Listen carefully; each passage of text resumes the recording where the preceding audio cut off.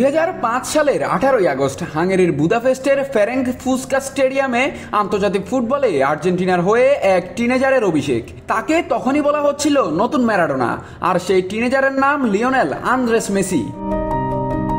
কিন্তু অভিষেক ম্যাচটা স্মরণীয় না হয়ে যায় বিস্মরণীয়, কারণ মাঠে নামার মাত্র 47 সেকেন্ড পরই লাল কার্ড দেখে বিদায় নিতে হয়েছিল মেসিকে।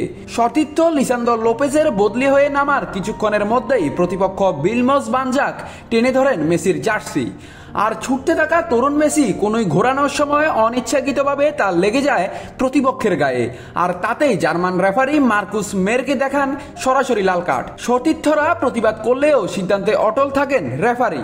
সেই ম্যাচে অবশ্য মেসির সতীর্থ ছিলেন আর্জেন্টিনার বর্তমান কোচ লিওনেল স্কালোনিও।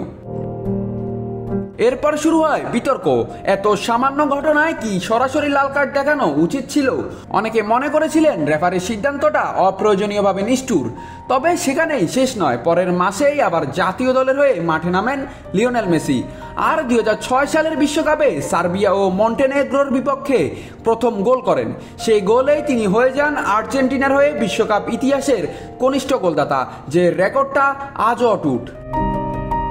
সেই অভিষেকের লাল কার্ড থেকে শুরু করে অনন্ত সাফল্যের আলোয় ভরপুর তার ক্যারিয়ার।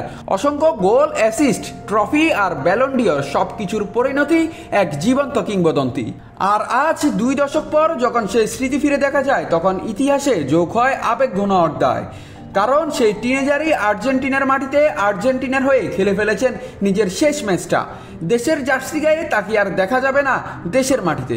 লিওনেল মেসি, যিনি 18 বছর বয়সে 18 নম্বর জার্সি পরে শুরু করেছিলেন অসাধারণ এক যাত্রা, তিনিই 38 বছর বয়সে অনন্য, অদ্বিতীয় এবং এক জীবন্ত শিল্পী।